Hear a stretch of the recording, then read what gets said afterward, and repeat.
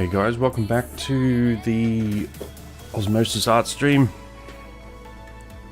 for the final episode of traditional mixed media fan art, working on Michelangelo from TMNT. Not the last fan art stream we'll do,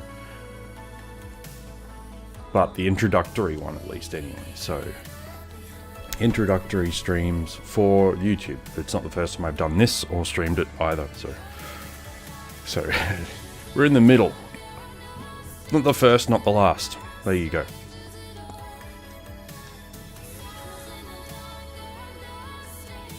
Alright, so this is the 5th, I want to say. Bit easy to figure that out. I think it's the 5th.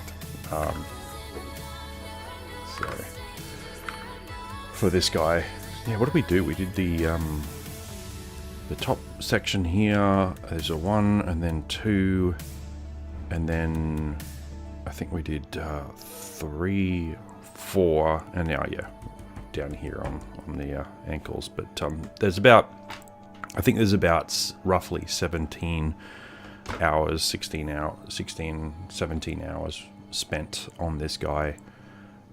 Which is, that's the size of my hand. I have, I guess, a large hand, not extra large, but not medium, a large hand. So that fits onto an A4 piece of Strathmore toned grey, 118 GSM paper. The link to Strathmore is in the description, along with everything else that we mention in this series.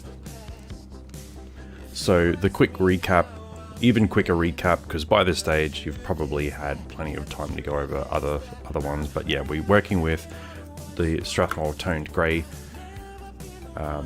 paper there.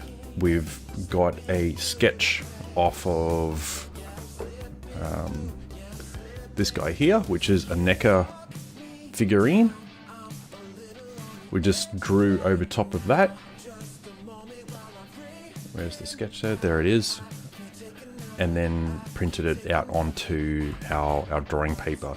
So that's for people who want to just focus on, or the process, for anyone who just wants to focus on doing the mixed media art, not actually having to figure out the sketch, or if you're working with somebody else who's a penciler or an inker, and you just want to focus on the color and the finished art aspect of it. Yeah, so you get the sketch onto the paper, and the recommendation is to use photography of real figurines, real people, real cosplayers, real actors, real characters with real lighting, because that lighting is truthful, it is physical, it is reactive, it captures the anatomy and the details of characters and of your subject matter, and it informs you as the artist who is doing the fan art of that in a literal and truthful manner, so that you're not having to, you don't just end up rendering everything from, dark to light to dark, and then cool, there we go. We're actually utilizing the lights information from the reference photo for each of the areas, and then looking at the warm light, the cool light, bounce lighting, and then other little areas here where light will reflect off of other surfaces where the light is hitting and then bouncing back to his eyes. So like this little valley here where it's got a little bit of reflection on the skin in between the muscles, and that's something that we see in the reference photo. So real photos, or photography or imagery of actual lighting on a physical object, I don't recommend using drawing over top of somebody else's art. I recommend getting your sketches and your references from real content. And then from there, we filled in I've got it's a little bit hard to see. I'm trying to move the camera around. There we go. I'll move it.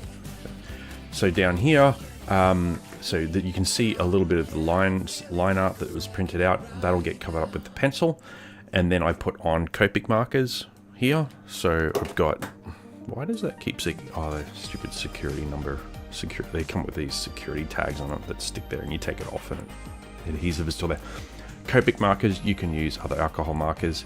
I use Copic because they're pretty available to me, and I've slowly built them up over a while of getting different shades and tones. So I've put down several layers of color and to get the shadowing and the lighting there. Once again, referencing my my little photo. I'm just going to adjust this camera so you can see a little bit more. I have to unlock 2 locks on it. Hang on a second, guys. Which way do you want to rotate the... Let's see if I can get it up a little bit higher there. Get the whole thing in. 1 lock. 2nd lock. Okay, well, that's pretty reliable. How's the... yeah, that's pretty accurate, actually. It's still in focus. It's not even autofocus.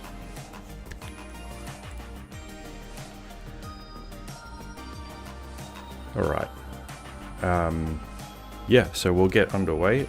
I'm using Prismacolor pencils because they're the best all-rounder pencil. You're spending an average amount of money on a high-performing pencil. They are soft and blendable, but that also means you're able to make mistakes and fix them up, and then change things if you want, and then work it a bit. It doesn't keep changing forever, but it is a pretty versatile pencil. I do have some Caran d'Ache Supercolor 2 softs in there, which is just student budget Caran d'Ache pencil, and they're actually really good. They're a little harder, a little drier, and they just introduce a slightly different touch to the paper and control. If you want something that's just a bit sharper, or if you want to use either highlights or darker defined pencils for line art or just trimming up and sharpening up your image, I can recommend Caran d'Ache Supercolor as well. I think they're a bit more expensive than the Prismacolor Premier, but they're not as expensive as their Pablo and which is an oil-based pens, whereas Supercolors do is wax, and their Luminance variants, which are professional models, which you don't need to get started. I'm using Prismacolor mostly on this, and the other tool that you can use is a cheap synthetic bristle brush to brush away the pencil crumbs, so that you can avoid dragging it with your hand and creating crumb strokes. Try to avoid using your hand because that will drag the color across the page, and which it might be a look that you're after. All right. Now, so I've just got green apple here, a base tone, and I am just going to use my little stance system. If you've been watching the other videos, you've heard me mention this already quite a few times, so I'll keep the recap light. I'm basically using a single word, buzzword, image referencing system in my mind that I call a stance, which is like my stance on the technique that I'm using right now, and that is a gesture or a hand gesture of how I'm applying the pencil. So I'm not shading in my base color, I'm starting straight off with a textural technique. So I just take a stance, that's the terminology that I use. I take a stance on the application of this particular technique for each texture, material, surface that you see on a character. and this one is called the three stance. For example, the reverse C or the 3 stance, which is drawing this shadow up here. So each of the skins, if I just smooth that off a bit, just been stabbed a few times with a pencil. So if that's a single bump on a turtle skin, I'm drawing the shadow. Or if I'm using a highlight pencil to get the highlighted side, I'm drawing the highlight, the shadow or the highlight. And in this case, because his skin texture is just made up of a whole bunch of roundy bumps, I'm either drawing the letter C for a highlight or a reverse C, or if I put multiple ones together, I'm just drawing the number 3 over and over again. And that's drawing shadow, shadow, shadow, shadow, shadow, shadow. Or if I'm going the other way, I'm doing highlights, which I might use for any of the other colors. Like along here, I've used some yellow ochre, and I've drawn the C. So my stance technique for drawing the highlights is the letter C, and for doing the shadow work on this side of the body, it's a number 3. For this side of the work, the shadow work is a reverse C for shadows. On this side of it, the light's coming from this way, so it casts a shadow over the bumps, so the shadow's on this side. So it depends if you're drawing a shadow or a highlight for a round object. So that's where I came up with that system. And that was just a little buzzword to remind me of the hand technique or the gesture or the stroke technique that I'm using for a particular part of the body or a particular material in the world. It's just a buzzword, or you're either calling it something that the stroke reminds you of, so like the letter C or the number 3 are literal shapes, whereas I could actually say surfboard waxing is my stance is surfboard waxing, where I'm just sort of like polishing around, like a wax on wax off type thing to get a different technique. And it's just, something that I can remember throughout the whole thing. I use the surfboard wax stance on leather, for example, or I might use hatching, which is an existing term in comic book inking, but this is for color. So I actually use, if you only have hatching, single or cross hatching, or like contour hatching or that kind of thing in if there was only the 3 strokes in comic book ink work, there's an infinite amount of strokes in color where you can use that. But at the same time, I actually employ these same stance work to digital ink. So to me, it's not just going, okay, rendering consists of a stroke, a short or a long stroke, or tapering or relatively even shape stroke. It's not, to me, it's not just that. It is whatever the surface needs the stroke to be. So not just drawing straight lines or hatching, it's actually drawing each one of these dots have been drawn, each of the skin pores or whatever, it's been drawn by hand. I don't know how many's there, 10,000, 30,000. But it builds up, it adds up, and you end up with a really good result. So, and if there's 30,000 strokes in this, it only took 17 hours to do. So ultimately, that's something you could do in the course of a single day. And I'm not even talking about chewing into your sleep time either. So I've done the 3 stance on this side because the light hits. This base color is acting as a very light shadow on this side of each of his skin pores. So I'm going around, so it's like the shape of 3.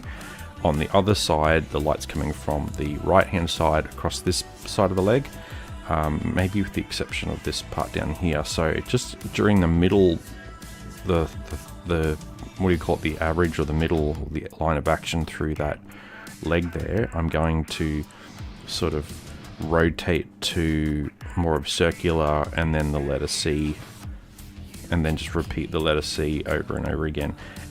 Because of the scale of this character, it's a full body art on an A4 size cut down of the original material paper.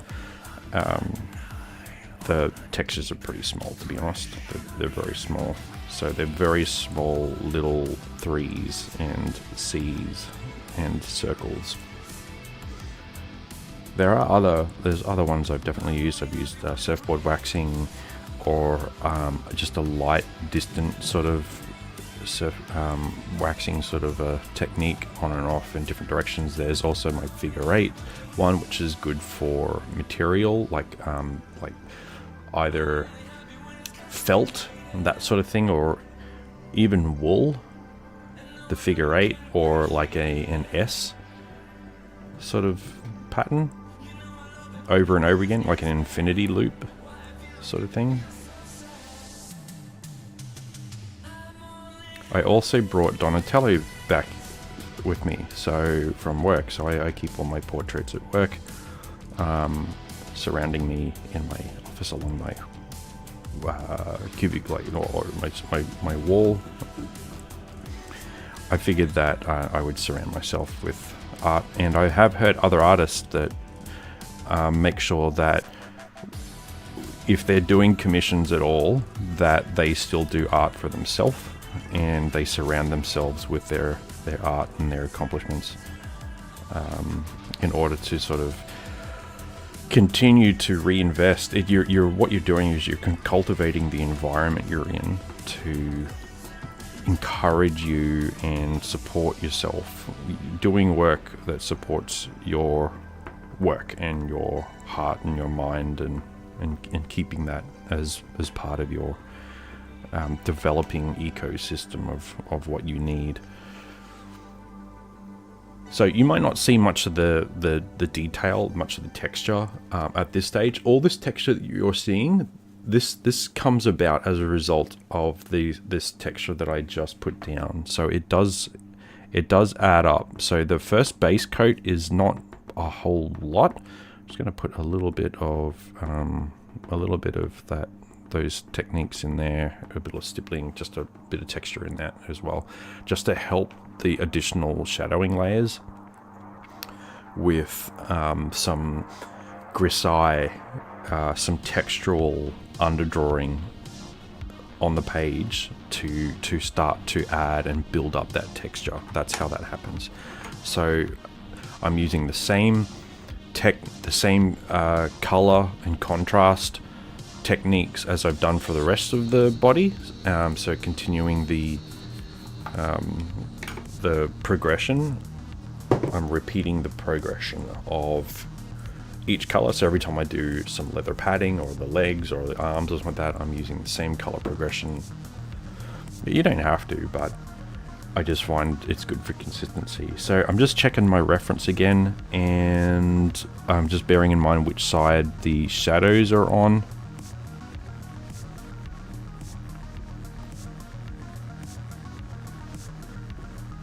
So they're on this side of the paw, on this side of the leg. So, and I'm just gonna ease off. Like, this is a relatively sharp, yeah, it's a relatively sharp shadow there. So I'm just gonna sort of back that up with just some linear sort of strokes and dabs in there. No full-on scrubbing, because once you sort of do that, you start to erase the texture. Check my reference again.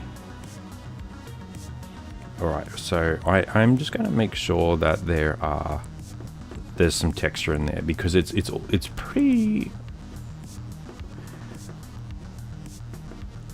this whole patch of shadowing here is pretty accurate. It is what it needs to be, but I'm just gonna put this grass green in there anyway, just to support the textural foundations for additional coloring later on.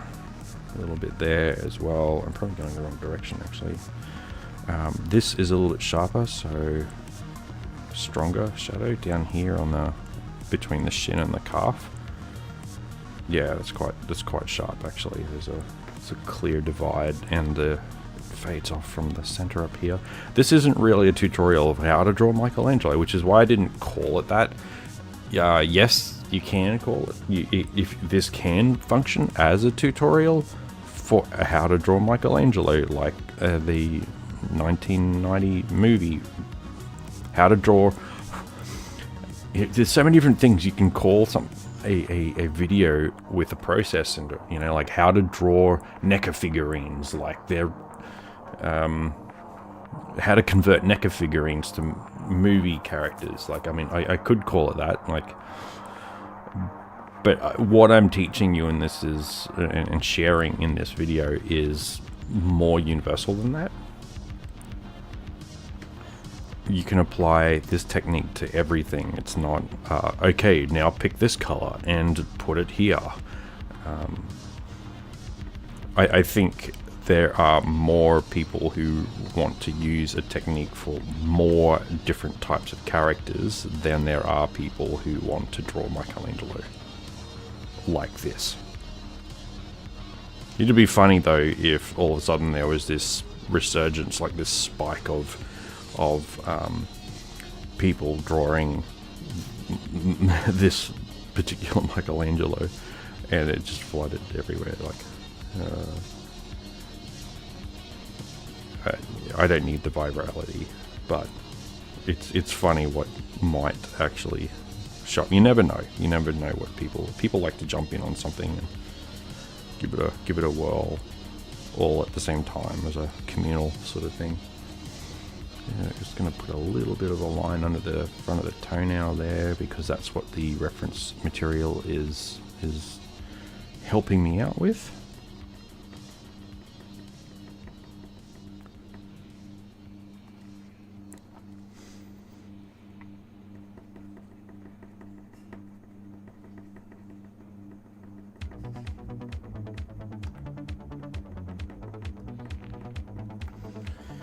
Alright, how else are we going there? So this is probably a little bit strong. I'm going to look at fading it off by just drawing some these little C's over and over again.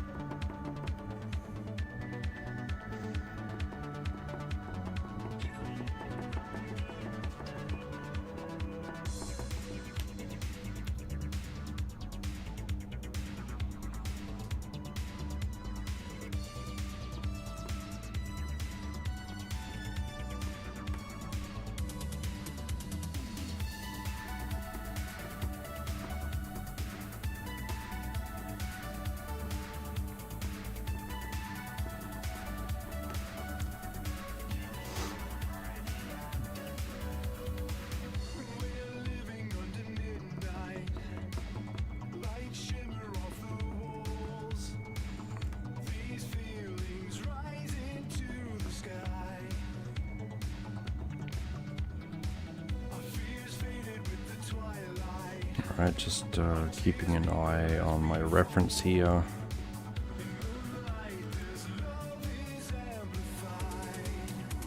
Just going to build up that shadow just a little bit more. And then we'll do the left, or his right foot, and just check. We'll have a look at Donatello, so I'll bring him up. He's framed. So we'll bring him up and then have a look at that, and then just look at some opportunities. I noticed there were some some finer points in his work that were very, very kind of fine. I don't think we're too far away. I don't think we have a lot of work to do, but there is a little bit of difference here and there, and it's okay to. Like, it was a fair way apart.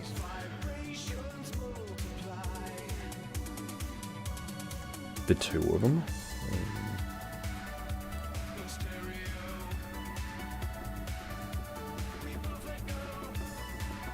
They're a couple of years apart.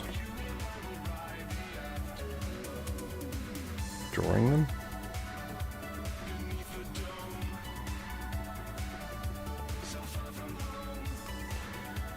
Okay. So I've got a lot of that covered. So I'm going to jump across to a dark brown for the warm side, and then a dahlia purple for the cool side. I think I might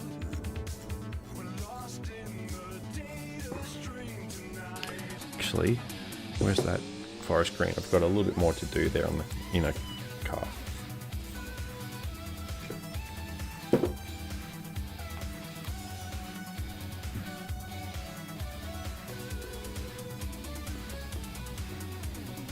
Yeah, don't forget to sharpen. Come back to your sharpener, because that, as the pencil wears down, and they wear down relatively quickly depending on how much pressure you're putting on, you don't want to suddenly find yourself doing low res work when you don't want low res work. Alright, so I've got a dark brown here. All my colors are set up on my little pop-up guide there, or most of them anyway. Those are some options. That's just there in case anyone's wondering.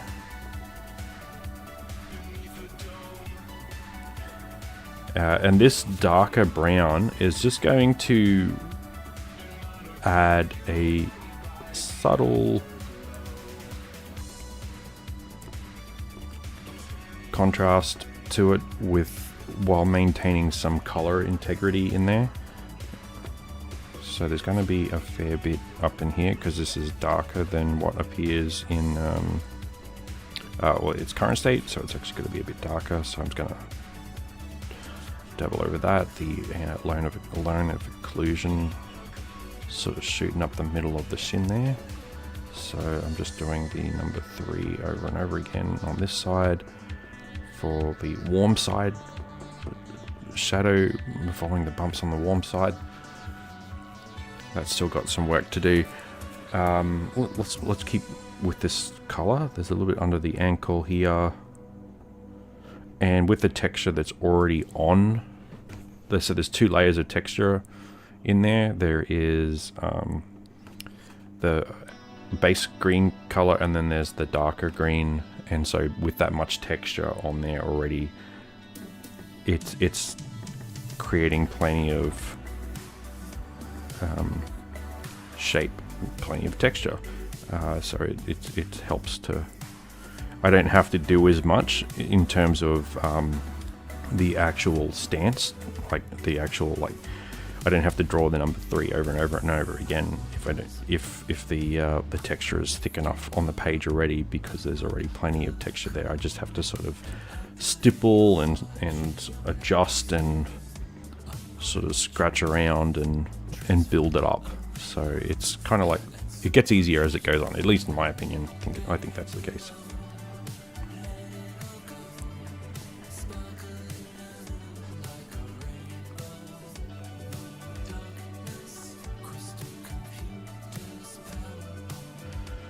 So I'm only drawing on the left side. The left shadow is in this warmer tone because the warm light's coming from the left.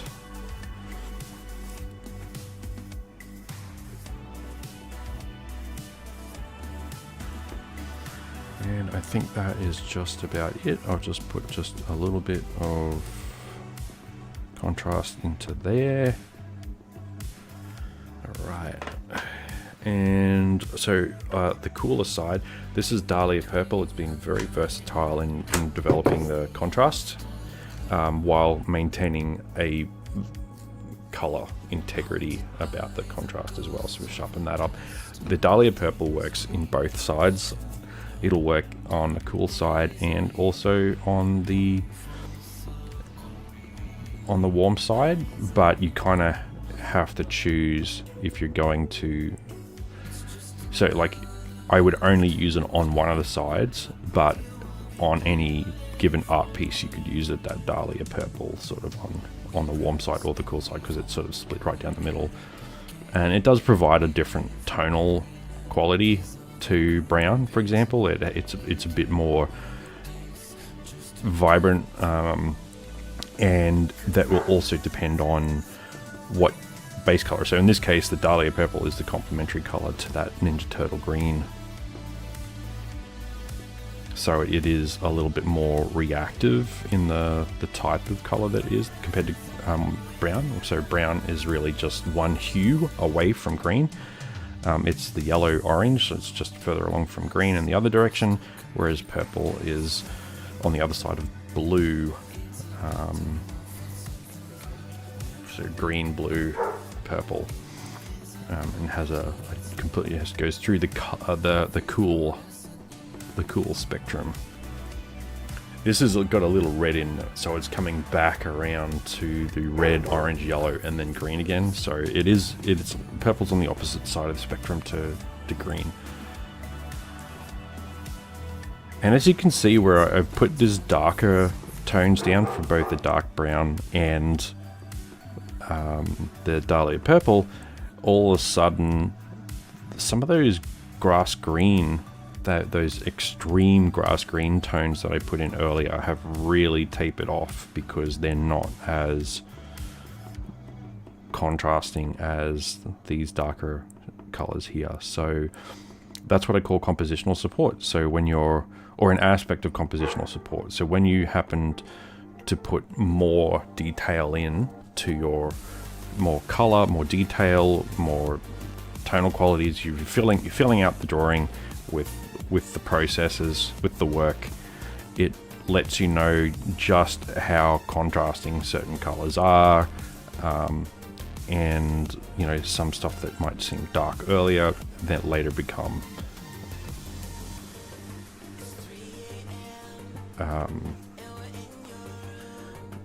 a little easier on the eyes and a little less contrasting. I'm just mixing this in with the brown at the moment because it's not too contrasting in terms of tone once I mix it in with the dark brown, so I'm just kind of using it as a universal darkening color at the moment. I think it's fair. I'm just adjusting to use it like that.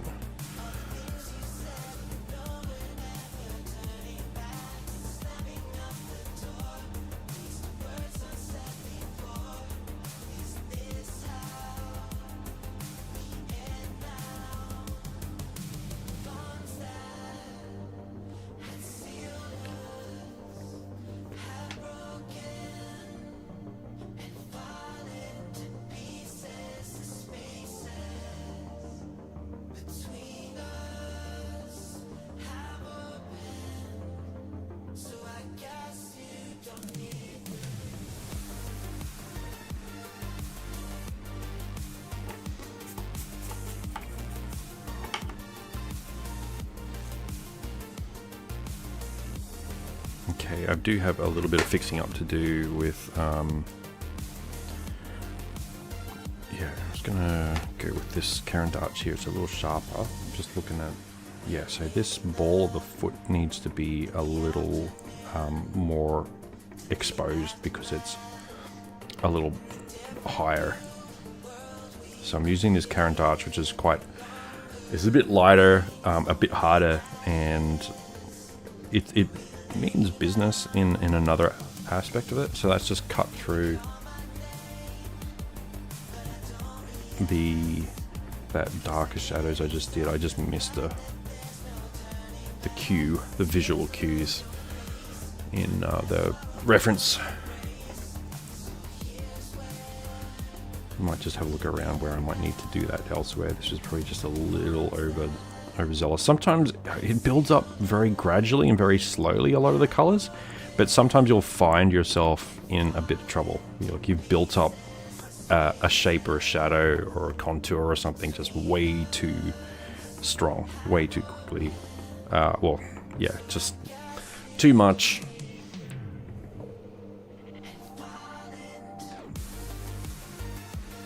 And that's an example of these being really good for adjusting your work as you go. Alright, before I get carried away with that, I'm going to bring in some blues. I'm going to start off with this non-photo blue on this side of the leg, so to work in some of those cooler tones from that light source. Nothing too sharp. Alright, so because this is a highlight, I'm going to do the number 3 because the highlight's on this side. So it just happens to be the same as the shadows on the other side because it's the opposite side, but I've gone from shadow to highlight, so I'm still doing the number 3. And that's just investing texture into it. You might not really see much of it, as if I was drawing like a micron pen on white paper. You won't see it that clearly. It'll just blend in and just provide the texture. So you kind of just have to trust the process. I'm going to put a little bit of this across that shadowing there because the whole sort of area needs to come around to this cooler underlay, or overlay I should say. So light's casting on top of.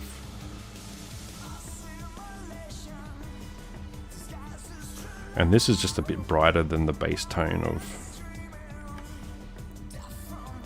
Polish these nails because the nails are a little bit more polished than skin tone. Alright, so we've got the color, got that overlay working for us. Just chip away at some of this.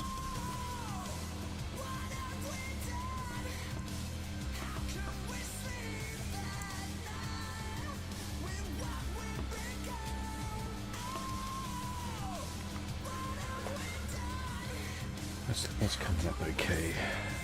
Just going to do a little bit of surfboard waxing up here, just on the far side of the leg. The skin on, leg in places as well is a little taut.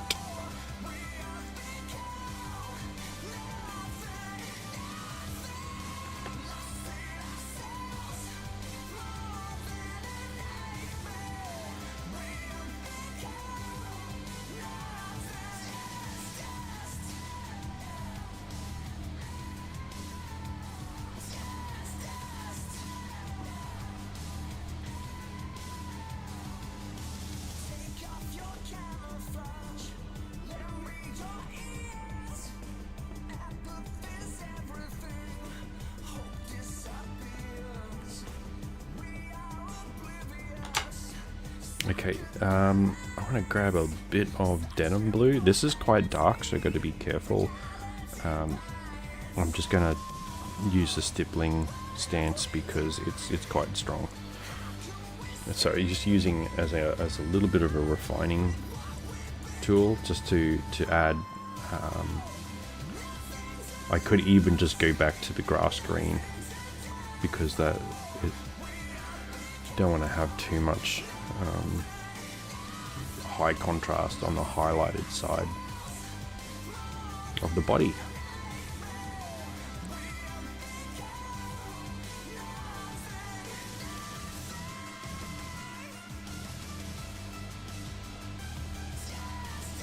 I might just polish these toes just a little bit. So they're looking just a little too ripply, a little too bumpy.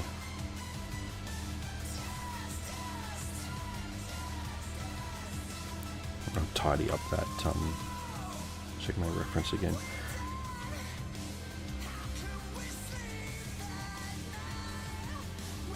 Check my reference.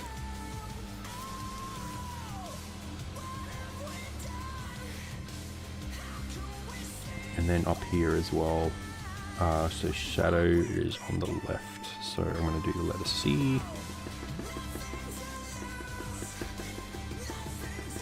Just a little bit, just to mix it into that. There's base green, forest, like a dark green, base green, a bit of dark brown, and dahlia purple. It's all a bit of a mix, and I kind of like that. It kind of adds a full mixture of everything in there. Alright, so it is pretty dark in there according to my photo resource reference, so I'm going to add some black in, and as I've said, each of the streams so far, black and white are such extremes in the scheme of doing colored fan art, mixed media fan art, that you should, if you're doing something that's colored like this, black is super minimal, because black and white strip the color out of the art. They don't have any color in them at all.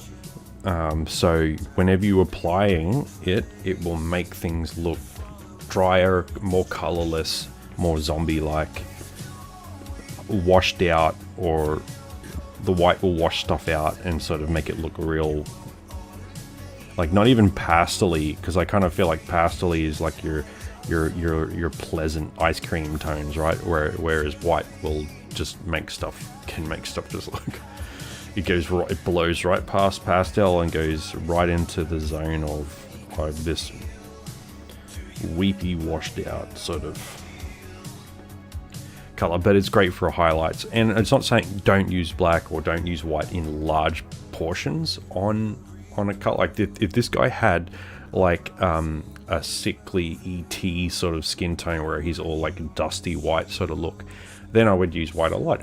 Alternatively, if he was Darth Vader, I'd be using a black a fair bit.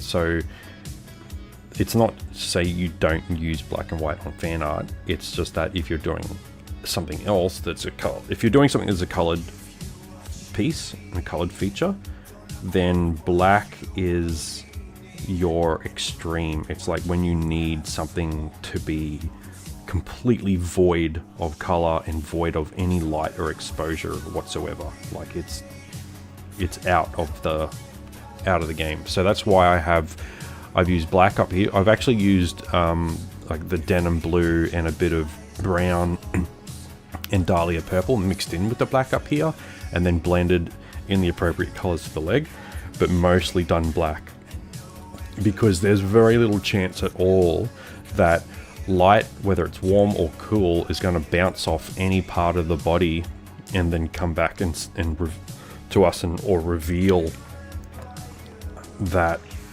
tone. And then up here is the only other area I've done that's pure black, just because that is so far, what we're seeing there, or what we could see, is buried so far back over the shoulder, under the bandana and into the back of the shell, that there's absolutely no chance that we would see any kind of colored light or non-colored light exposing any colored surface. So therefore it is black. But if you're doing colored in general, don't pick up the black until the very last sort of second, and then treat it with a great deal of respect.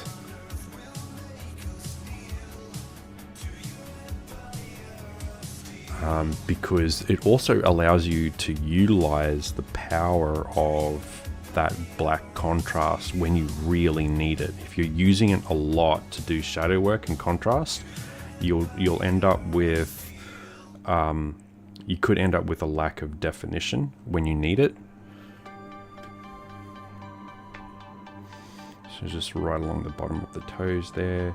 So along here where there's already a lot of dark color mixed in, I need something to make sure it cuts through the darkest point and make sure that there's zero light, but also definition in that place. And thankfully, because I've gone somewhat easy on the blacks and mostly used dark tones, such as dark brown, dahlia purple, or denim blue, when I bring the black in, it gives me that opportunity to define parts of the foot and wherever else I've needed for it to finally come through. So just bear that in mind. Use your black. Your black is like the I was going to use a really bad example then. Black is not racial, by the way. I was going to compare it to military equipment. It is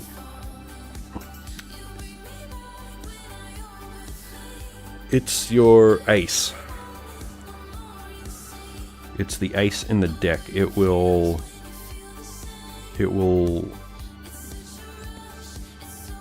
score when it counts. Score. Same as white.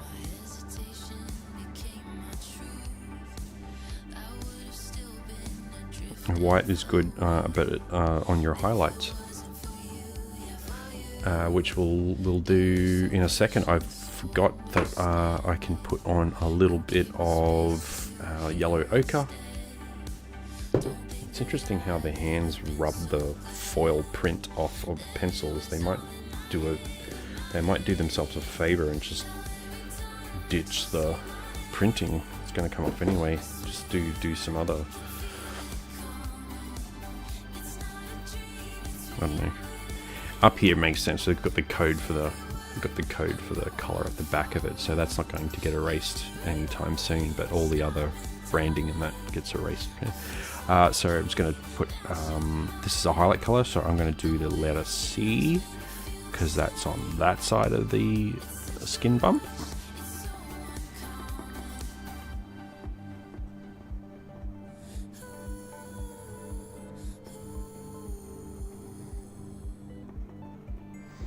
Alright, just a little bit, scrub a little bit there. I'm not going to do too much because it's not because the legs are further down in the scene and they're not the focal point. You don't want them to stand out too much. This is actually a little too blue along here. It needs to have a bit of a highlight, like a line of occlusion, so it goes shadow, light, because the warm light on the left picks up on the highlight, the high point of the shin, but then the light from the left can't reach around the other side of the leg, and then so it creates another shadow before the blue light comes in.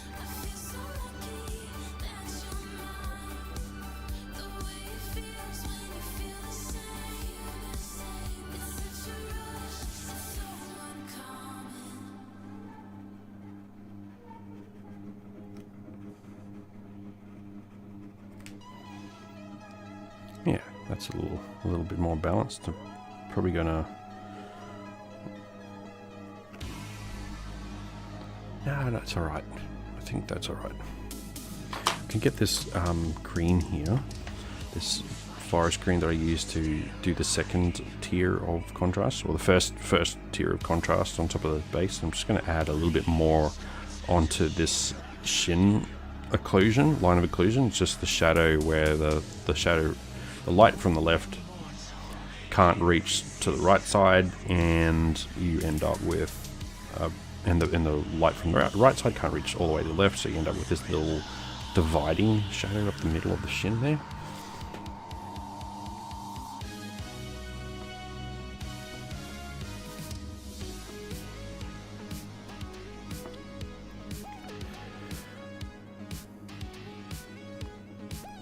Cool. I'm just going to convert some of this other brownier kind of shadow to a bit more, a little greener.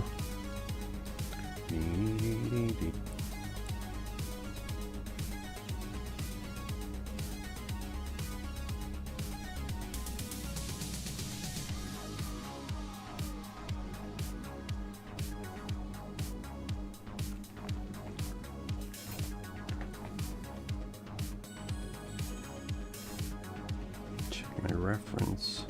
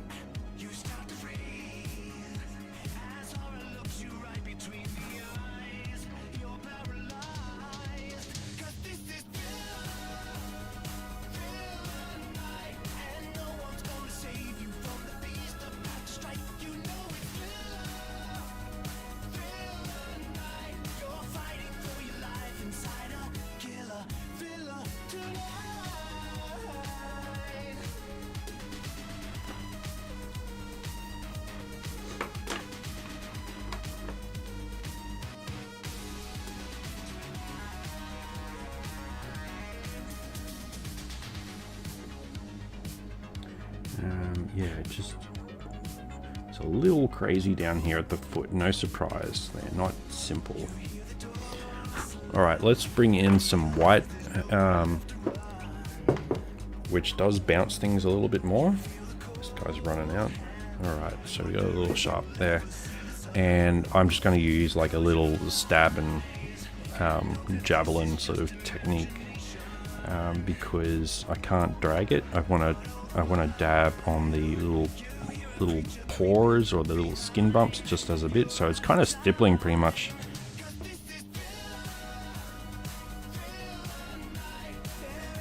And I just checked my reference again. They're kind of horizontal. They're a little bit more horizontal.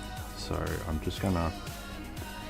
It's going to be sometimes going to be very stubborn, and I actually collect different brands of whites and different brands of blacks, because often when I finally bring in the highlighter or the liner, it gets a little difficult to put color these pencils on, like the black and the white. So I'll buy a few different brands while I'm out, and or if I'm stocking up on some black, I might just go and buy a different brand, different pencil type, whatever, because you might find that you can try different brands to, I don't know, sometimes different brands just cut in on different layers of color wax that's already down. So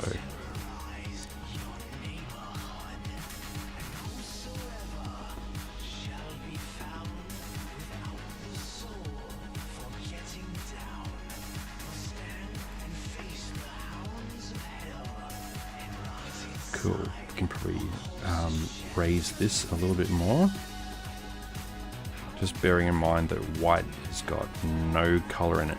It is interacting with its environment though, so it is blending into the greens and the blues and that. It's not pure white once it gets mixed into what else is there, but its intention is to white out, to kind of strip out and brighten the rest of everything so much that there's nothing left of it. But you can see it's working its effect. It's getting a bit dull now, so I'm gonna just sharpen it a little bit more again. Prismacolors will do that. They will. So running out of pencil. They will soften up pretty quickly, but yeah, you can try to see what else you like. I mean, artists, we all have preferences.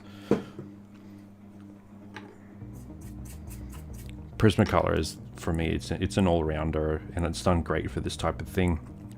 I've got a set, I think of, I want to say, I don't know if it's 36 or 48 colors of the Caran Pablo oil-based, which are a little desaturated and a little like dry and a little crumbly. So they were kind of hard to do Caucasian or tones, or I think other earthy skin tones, and that might have been a bit easier. You might see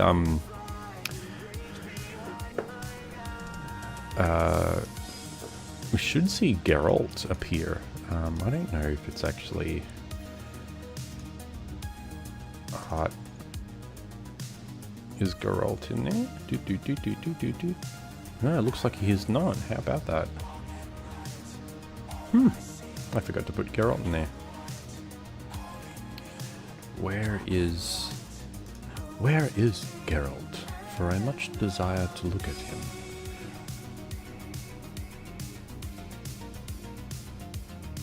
Yeah, I don't even know where I've stored him, but I do have a Geralt portrait. I'll show you on the Instagram.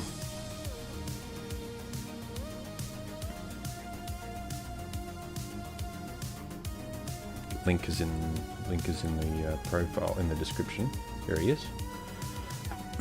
Yeah, so this is Pablo, Caran Pablo, mostly. So you can see that skin tone there is very dried out. His skin looks just a little dead. I mean, it is a very stark. I tried to copy the poster, the movie poster, as much like the tonal values in it, using that. So not bad attempt, but just a. I mean, and it is that it's very stark type color, right? So, but that's that oil-based current arch pencil. You won't get skin tone using just the one color or monochromatic, naturalistic anyway. You'll want to actually use, usually for white skin, Caucasian skin, you'll have your beige and sand, but then chocolate brown or sienna, and then dark brown for shadowing. But then you'll want to have a bit of dahlia purple for some of the shadowing, and then a pink as well, because it's mixed in there, and it actually adds a lot more life. If you just do like a monochromatic sort of beige to brown, or a white to beige to chocolate browns and stuff like that, you'll end up with a more of a animatronic looking skin tone. It's quite strange, and I've had that happen just about every single time I do realistic skin tones on someone. I will have that problem of going, I need to get some pink and some orange and start mixing that into the complexion to sort of give it a bit of life. I mean, if I'm going to do Mr. Sinister or whatever his name is, I would, if the guy's face is like pure white, then I'm not going to do that, okay? Or the Crow, you know.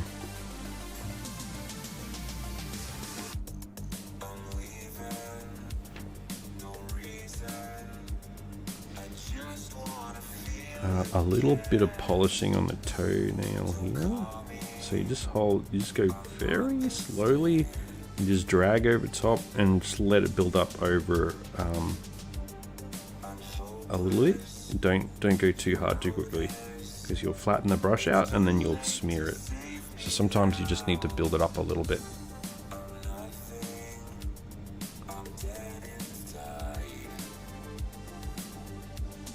It's getting a little stubborn in places now.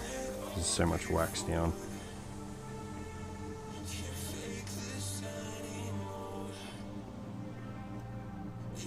So I'm just trying to look for little opportunities in the wax to put down just a little bit of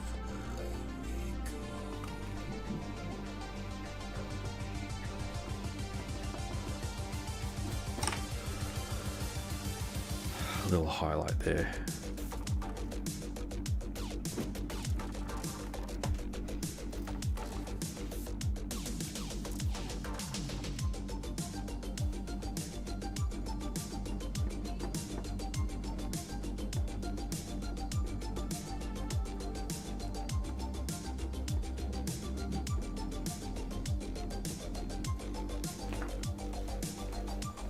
Might have got a little bit hard there. I'll just come back with just down here, just with a bit of yellow ochre and then the base green. And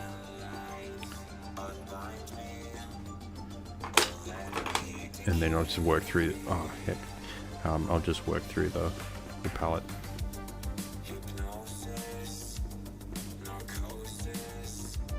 Tone that down just a little bit. Should be able to get rid of that. A couple of colors. What have we got here? I don't have this exact color.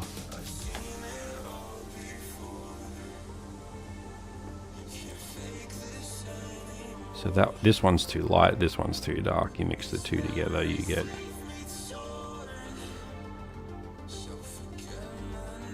and then I will just sort of on a different copy.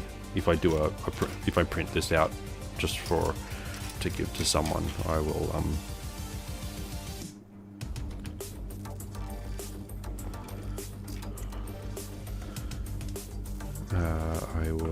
just digitally remove that.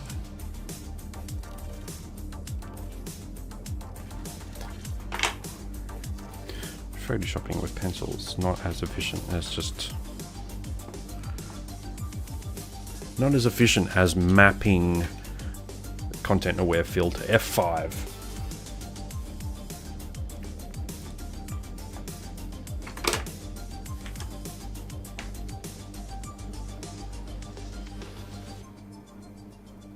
Bit of blue slate over here on the far side there. Let's try some electric blue.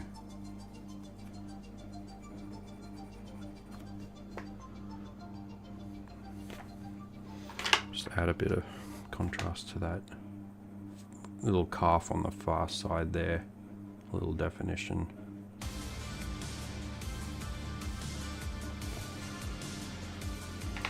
Cool. Alright, so that side is fairly done.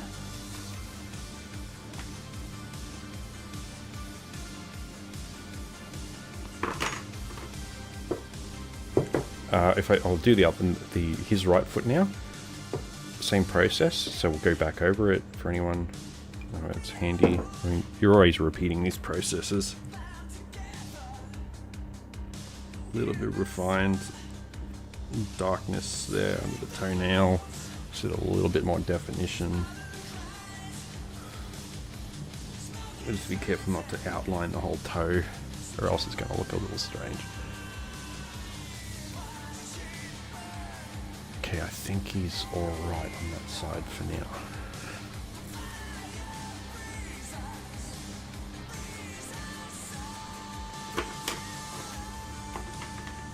Alright, so let's start back over here. So off to his right foot. So we started with the base color.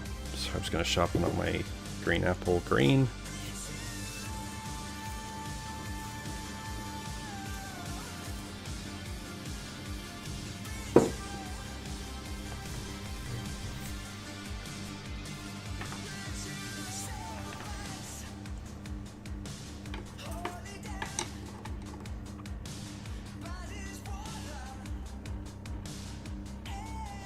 So I'm just going to do the letter 3, reverse C or number 3. I'm just going to draw up because it's the same as drawing down.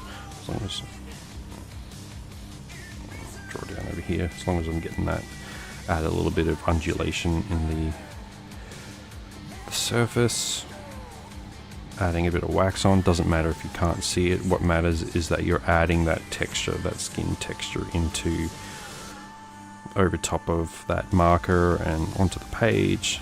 You're indenting the paper just a little bit, just, you know, on a microscopic level. It all adds to that grisaille textured bumpy surface, adds a bit of tooth to that page.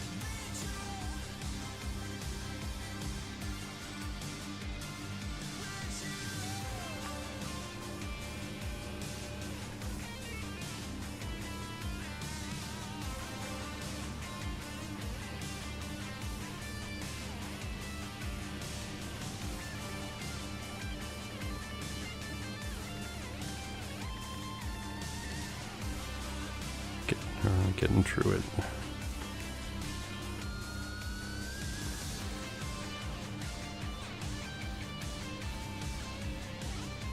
It's going to be a little cooler on this side. I've gone against some of the lighting a little bit, which is not so much saying that the real lighting is not good enough. It's actually just saying the way that the original figurine was posed in the lighting may not have. I would have just done it a little differently, so I'm kind of simulating as if I had moved the lights around in the scene, but I'm still using the real lighting as a reference in terms of what the kind of effects that they're producing.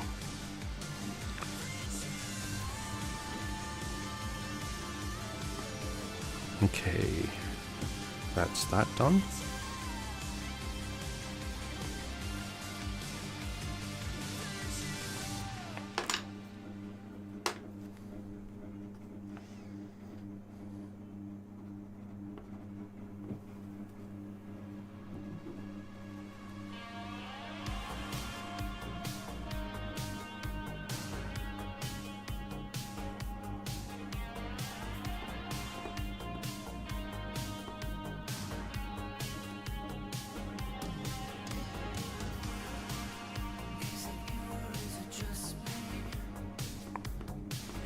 First stage of contrast, adding in, there's the lights sort of coming from both sides, right on this turning point at the moment.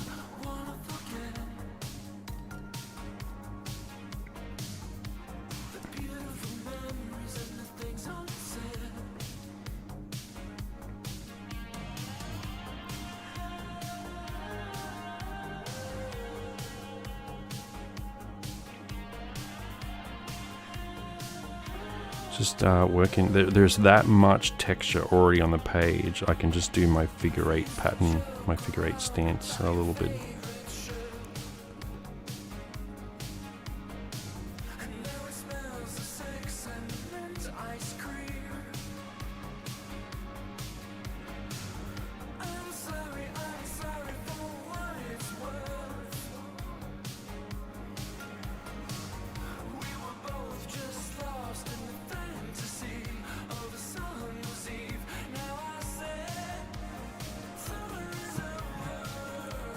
A little bit more texture into this area down here.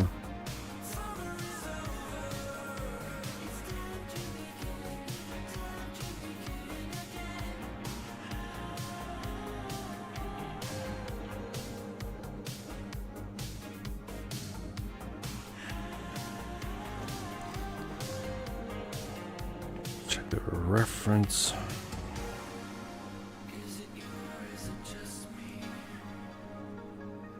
It really is just a repeat of that technique. You know, you're not just settling for shading, simple shading. You're adding color and shade and shape and volume, and capturing the texture of all those materials used in the scene.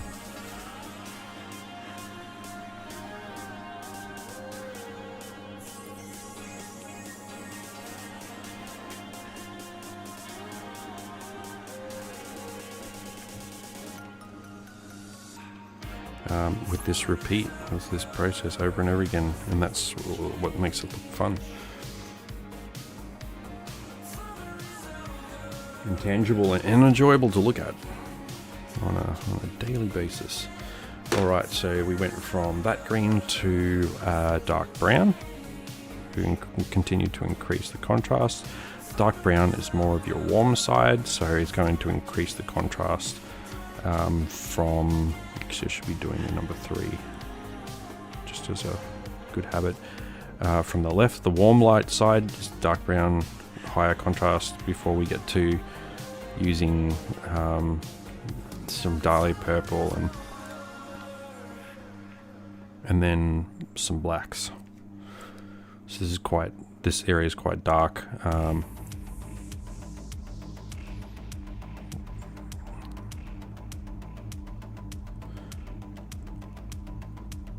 The dark brown is still relatively dark, so I have to still be careful with the amount that I'm putting in for now. I think that's probably enough. Might help out this side. Just for when I mix the Dali purple in, it'll just sort of blend in and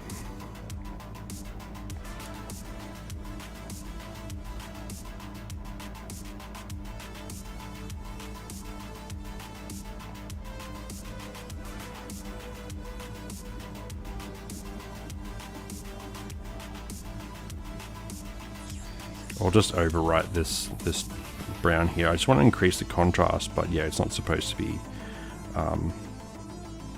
warm or all that warm on this side. It's supposed to be cooler, but I'll just employ some Dahlia and overwrite that. I'm just trying to get that contrast up for starters without changing pencil.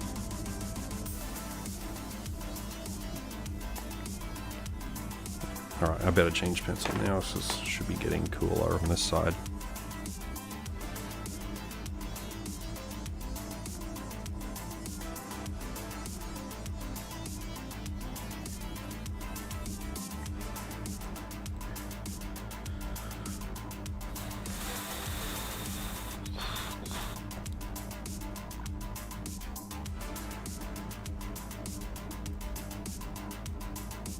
pretty busy week this week.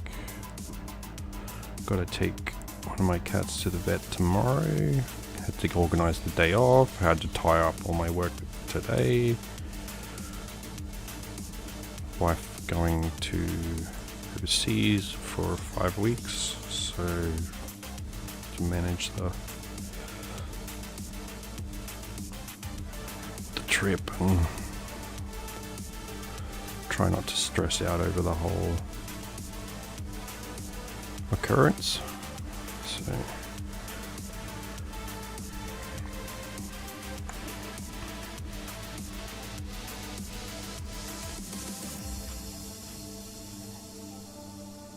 just a change of schedule for me, change of arrangement. Just have to process that.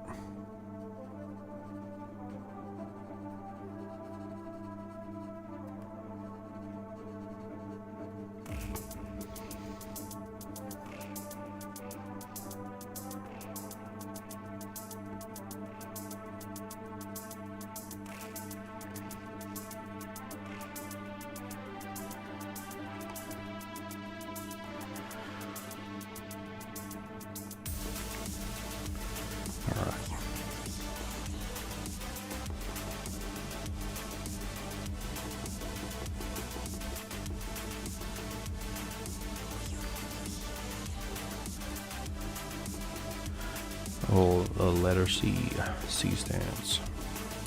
Nice and fine. Just mowing the scene with that.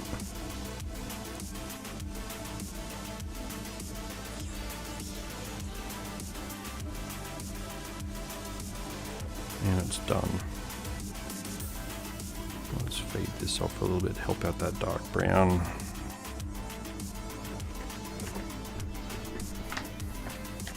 Whew.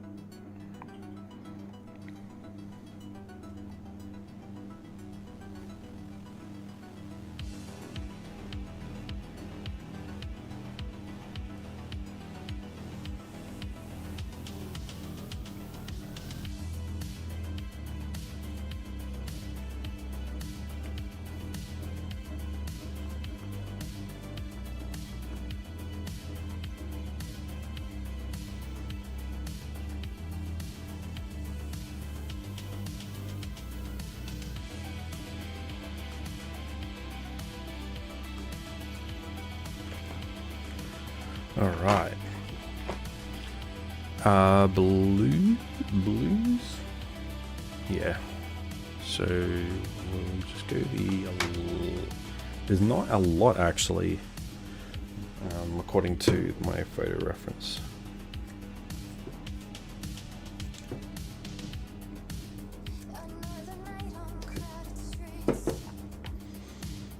It's just a little bit along this side here of the foot.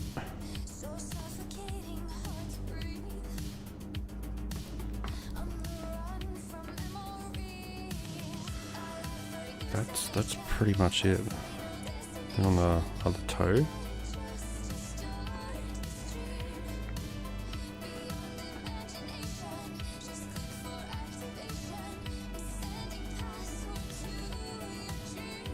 Sometimes you can mix the highlight color into the shadow a little bit and it'll just mix with that color and sort of blend off a little bit. It's a bit nicer, a bit smoother.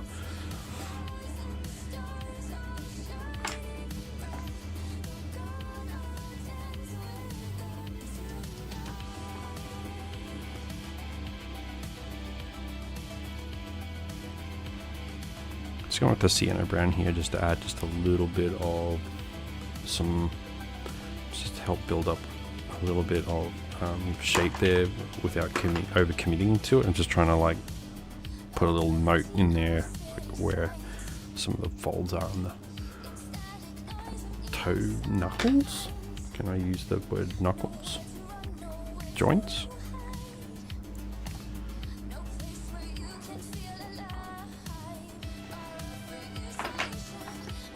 Just work through my contrast. That's sort of, yeah, building that up.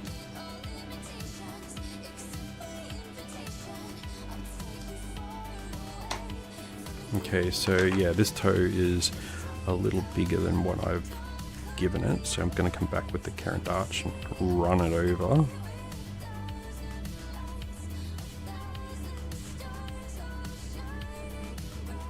Mow it down there.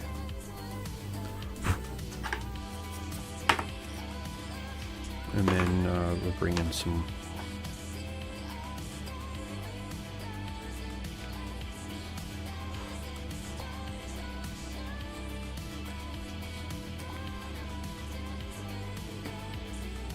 and then we've got black just to help out with the final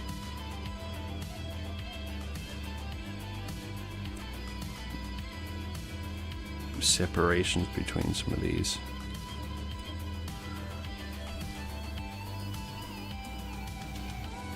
And then just, you know, like sharpening up that outer line there. It's going to thicken up that toe a bit because I've lost a bit of volume somehow. I think when I first penciled it, it just wasn't quite volumetric enough. The reference was a little blurry. So blow up a just an online store photo to a 300 dpi sketch document.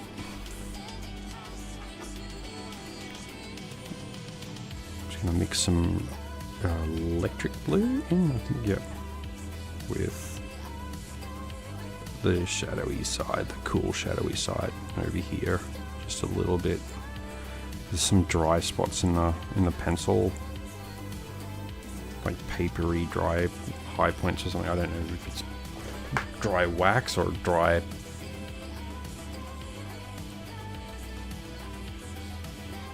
the actual paper coming through. So I'm just trying to blend it, smooth off some of those. Oops, sorry guys, I'm shaking that camera.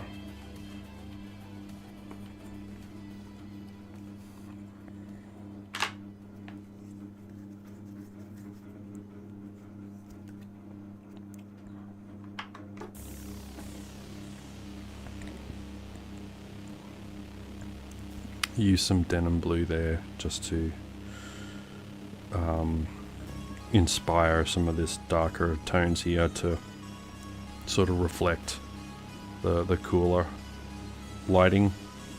There's a little green in there still, so I'm just gonna sort of mix it back to get a little cooler. You can kind of see it there now, which sets me up for the black.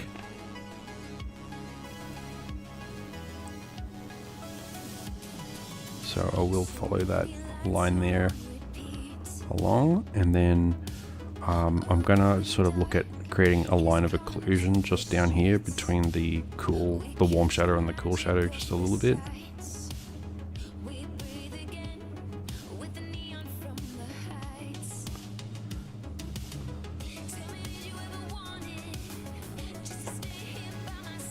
Okay, you can see it's a little bit cooler on this side, a little lighter, and then a little darker down the middle. That's what I'm looking for.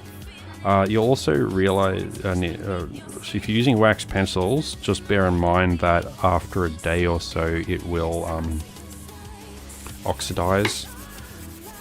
You can swipe your brush over it.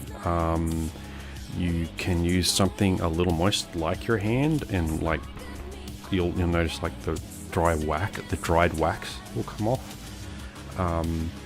I've used some other things in, like a little damp cloth, but very subtle, like nothing too much, because the wax won't, if you don't push on it, the wax won't go anywhere because it's resistant, water resistant. But just keep, just be careful. But yeah, that dry wax, it'll come off if you brush it with your hand or use like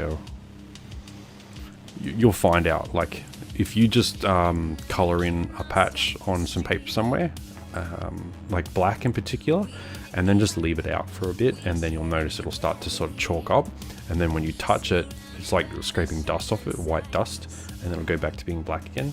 So just have a look at that appearing, and then just find something that you're comfortable with using.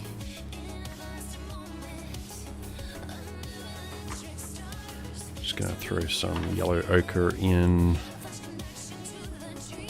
to C stance.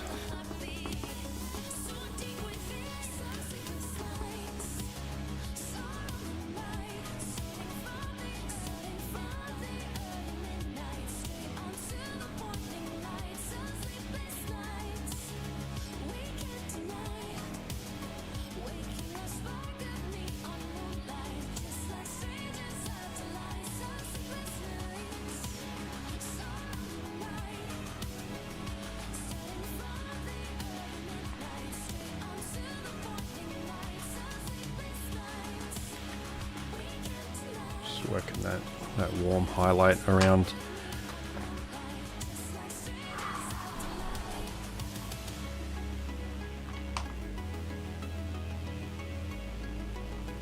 Got to cut this in a little bit more. It's brighter at the top of the foot here, so I'm just going to have to get a bit stronger on that.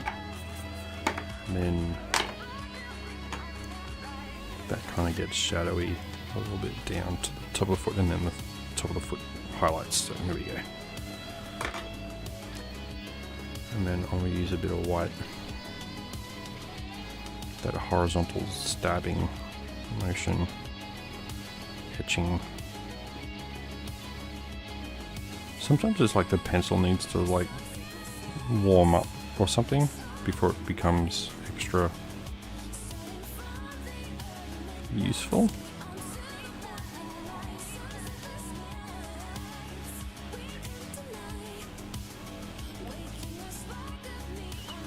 Wax up that toe a little bit.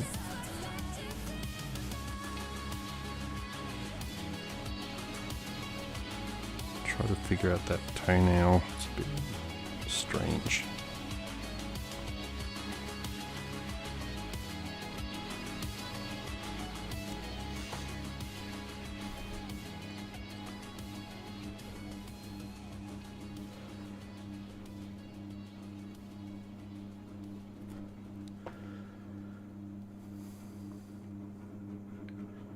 Not much else, not much other highlights on this because the cool side is quite dark.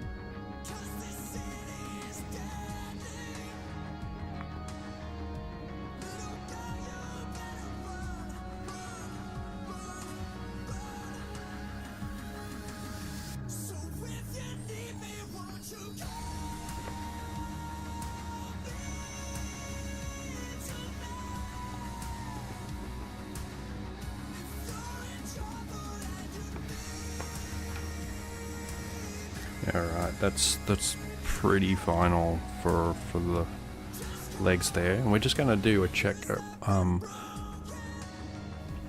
over of the little qualities here and there.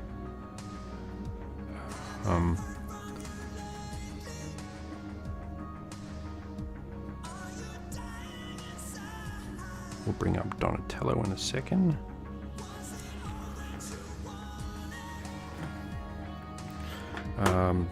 Here's Donnie.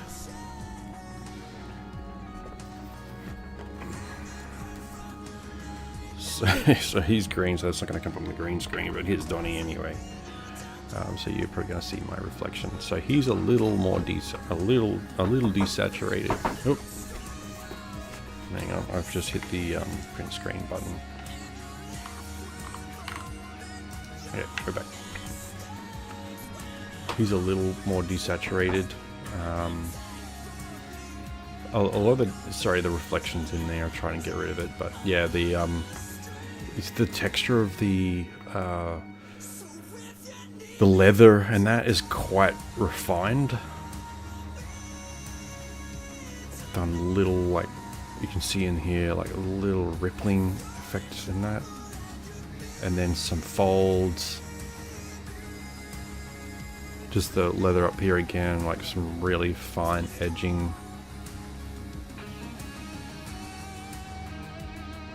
And the shell was an excellent opportunity just to like figure out how to get that much like ribbing and all the rest into a scene, like how to actually sketch it. Because like so I ended up just I was drawing like a thick line for the size of the shadow between each of the shell components, and I was like, I can't remember if this is the shadow or the highlight, so I just ended up using a single line, redrawing it, and using a single line to denote the center of the shadow.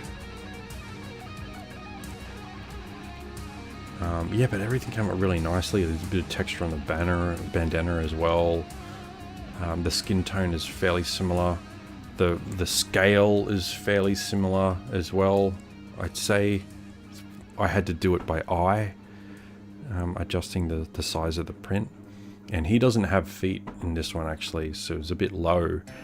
I think I will eventually crack him open and finish the feet off just so that they're actually in there and I can actually shift this up. Hopefully I've got enough paper in there. I can bring up the digital reference on Instagram just for another look. So this is on Instagram if anyone wants to have a look. But yeah, so I think some of the things that stood out to me, the skin texture was probably, I don't know, maybe the angle that they're on. The angles he's on just provides a different section of the leg. So I don't know, it just seems like a larger section for it to render. So the texture looked a little bit smaller. The biceps and that, another example. I think there's more texture in there than what I've done, but I think it's also the angle that he's on. The bicep looks bigger. And then just the detail on there, like the arm pads, like the leather and that. Taken enough time to sort of get multiple effects in there. So yeah, so that, like, you can see the tonality of Donatello is quite business. Like, it's got like a fairly naturalistic looking leathers, and then it's got a fairly naturalistic looking skin tone, whereas Mikey's got your fun, you know. I'm just going to rotate the camera a bit so he's looking a little bit more proportioned. When the camera's on an angle, you end up with something that looks like the head is bigger or the feet are bigger. It does this foreshortening thing.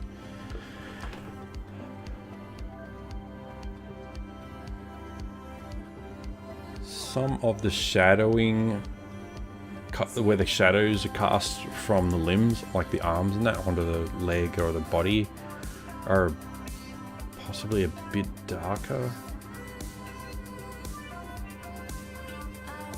I also want to be careful not to create too much shadow between these muscles because they're very unnatural, they're very mutant-y. You wouldn't have quite that much definition in a leg. Like even super bodybuilders will get a lot of definition, but not quite that cavernous, I don't think. Like they can get pretty rippled.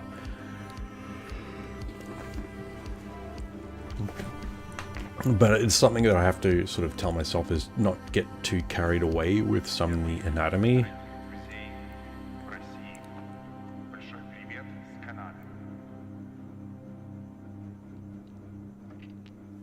What messages I'm getting this hour?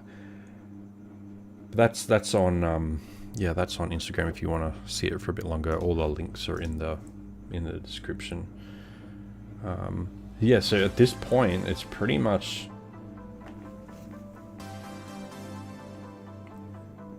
refining, and probably for me it's not going to be the easiest to do that with a camera on stream, just because I need to sort of get up close and also get some more daylight on it, get some truer light.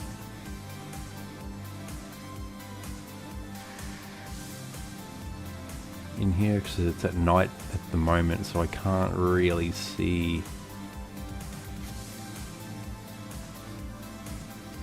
what the darkest tones look like in their pure form. You'll notice some of the dark lines, particularly the blacks and the darker colors. Yeah, when the wax dries, you'll lose most of your definition in the darker colors. They'll sort of wax over.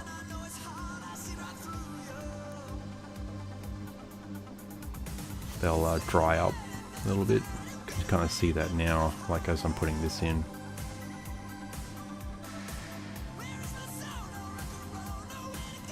And drawing more black over dried wax, it won't fix it. Like I'm doing now, like it won't fix that. It will make it go away now, but then it'll dry up again. So you have to wipe it off, wipe that dried wax result off at some point with something.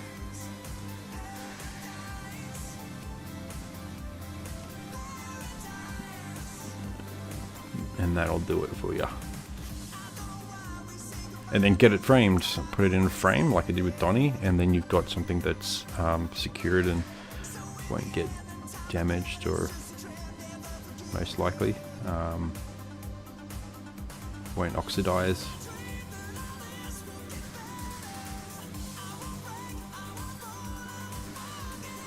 Just adding a little bit of refinement to some, just being very careful not to make these definition lines too thick, because what happens is it'll start to, the thicker these defining lines get, it can look more and more illustrated, so you'll lose that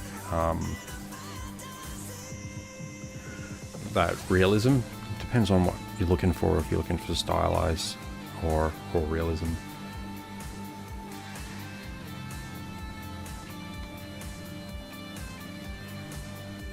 I think this tip is going to break off at some point. This is a little wobbly.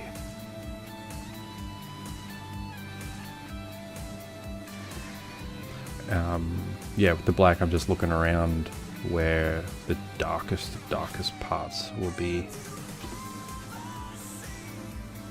Haven't touched the eyes since we got started. I'm going to be very cautious to touch them at all, because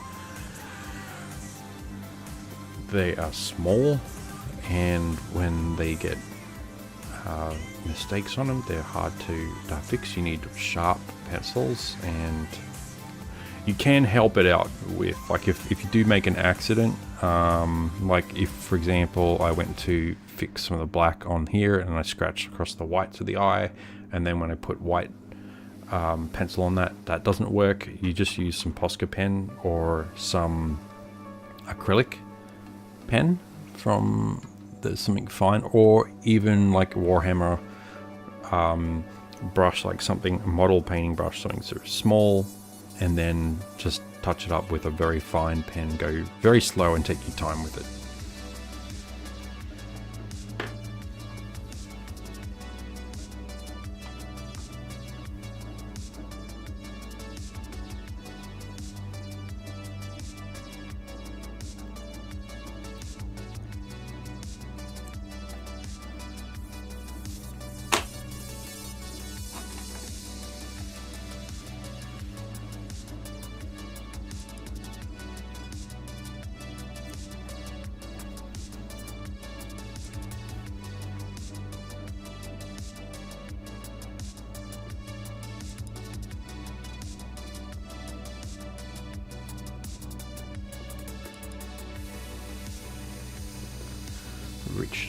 Richening up some of this orange bandana there with a bit of crimson lake in the far corners of it.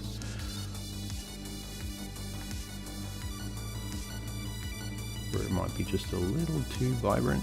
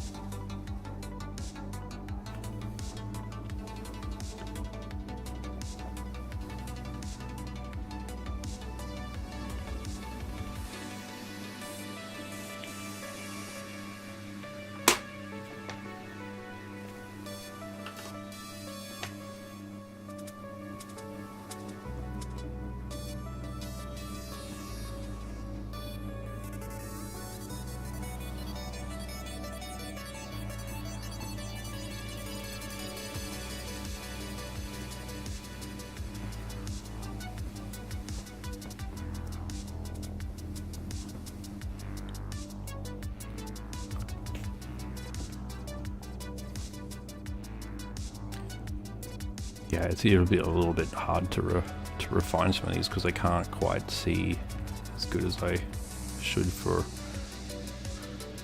this stage of it with the on stream, but you get the idea as well. It's just going back over and adjusting your contrast and your a lot of the contrast, like a lot of the color work has been done. So you're just looking to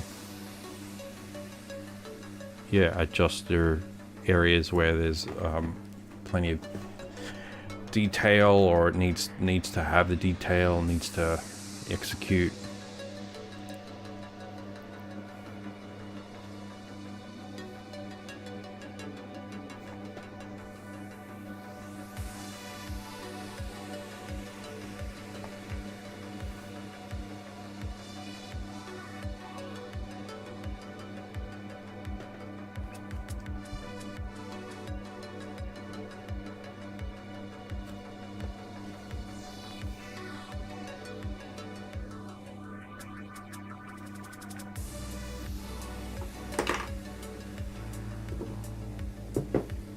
Your eye just kind of moves around and sees stuff, and it's all up to you at this point. Like, you're done. Like, you're done. It's finished, and anything you do now is just kind of like adding just like what I said before about refinement, but also you're also sort of adding a little bit of knowledge and foresight for your next drawing. So this is kind of like saying, well, like whatever you do here is something that you might end up referencing for the next one.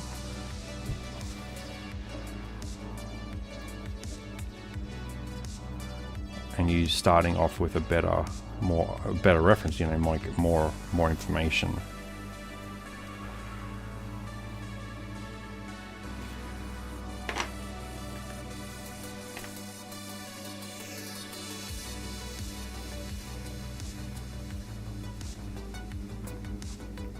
That's better.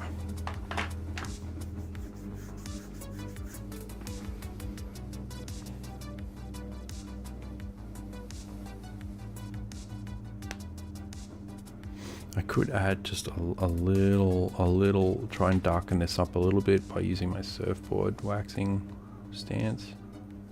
I'm a bit concerned about mucking around with it too much, just because some of these textures are hard to get. They have to build up numerous layers of colors and that, and don't want to mess with the work too much, affect the compositional qualities.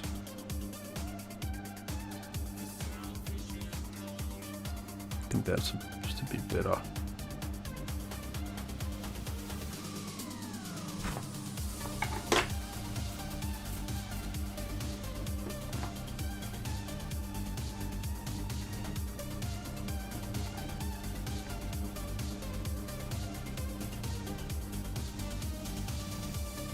A little bit of a light patch there. It doesn't look quite right.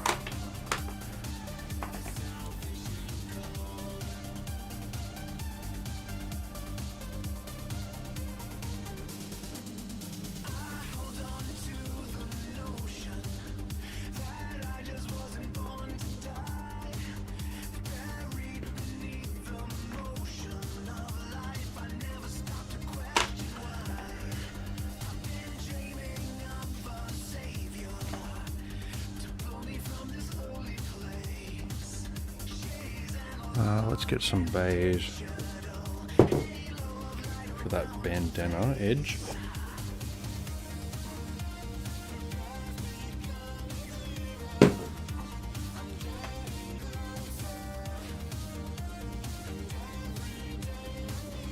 There's some line art up there that's looking a little too obvious. It's pixelated as well. So I'm just gonna fully expose that. Some beige. And I'm just gonna do some little swirls in that because it's kind of like a materialist sort of quality.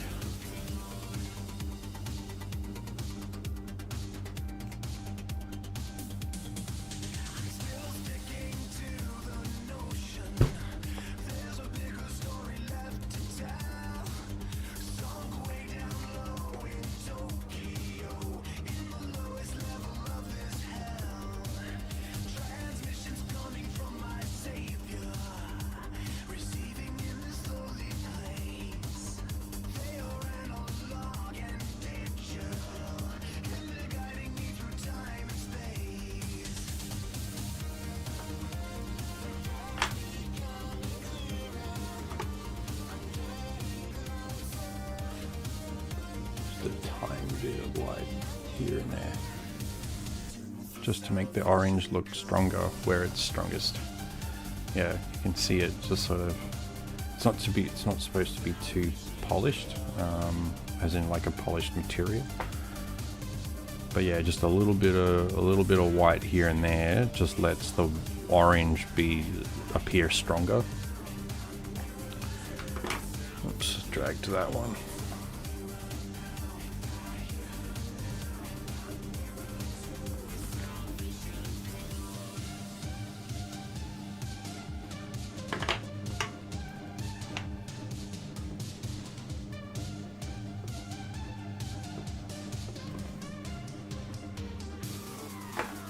We're pretty much done, guys.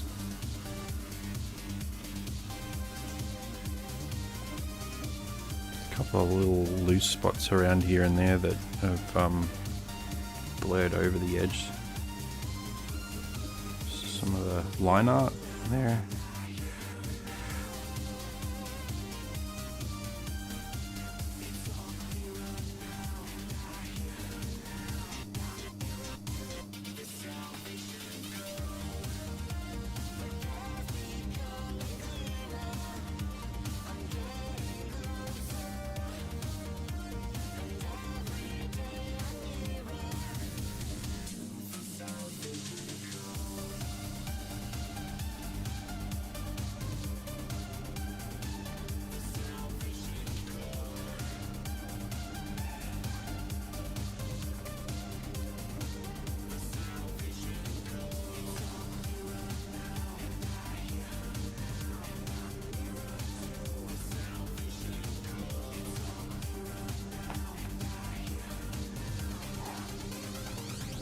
some drag marks from something up here.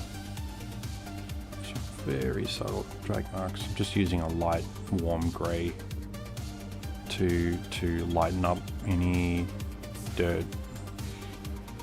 Just very gradual sort of shading there, just to take them back a bit. I think they're mostly okay.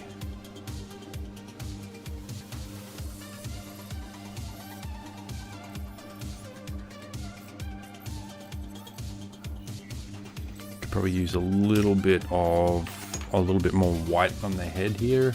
I'm just going to use some, there's not a lot of color up here, so it's still quite thin and available for me to put little stipplings of white. So it's just an opportunity for me to add in some high fidelity detail.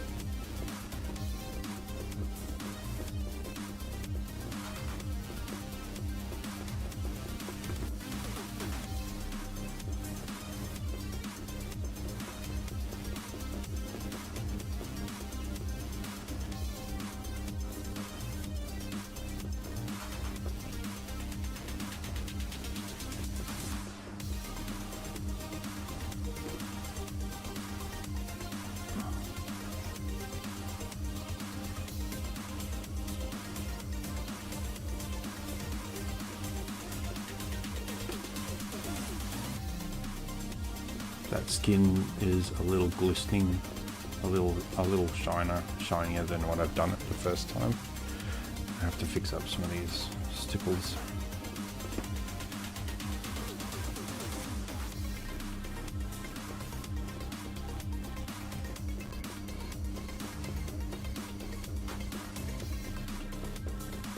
The only thing I can do is sort of step back and have a look at the results.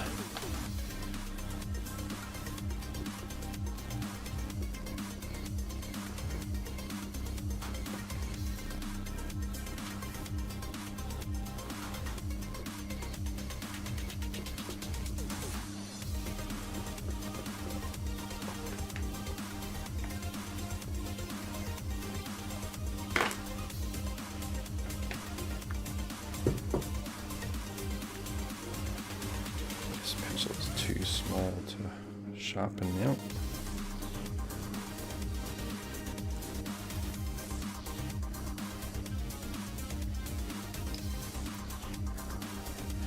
It's like you'll run out of, like, I don't know, I've run out a lot of black and white in my time.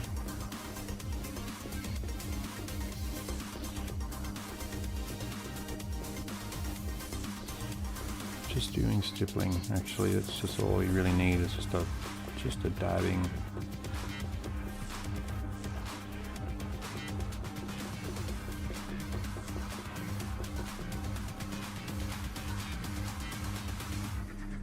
Yeah, it's just looking a little bit more dynamic now.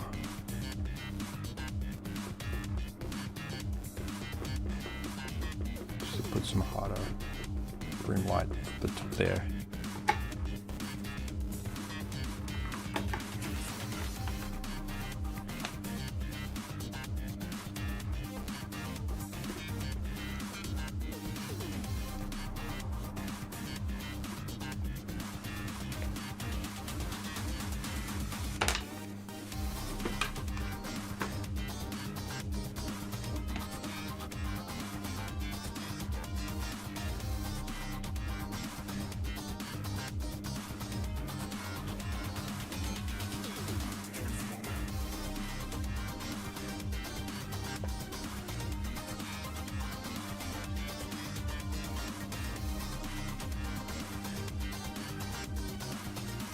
Strengthen just a couple of freckles just to give it, particularly in the darker areas, just to give it a bit of clarity and makes them look a little realer, more realistic. I don't know what it is about freckles, but it does that to you. Makes things look more organic.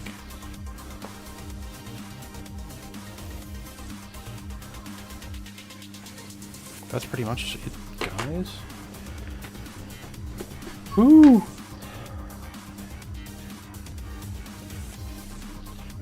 For 3.5 hour slots. So that's what is it, 16, 14 hours plus today.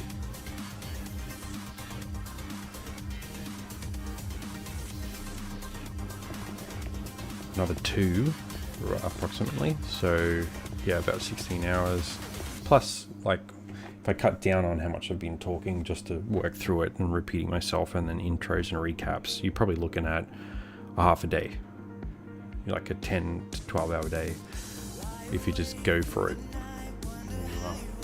Don't get too interrupted.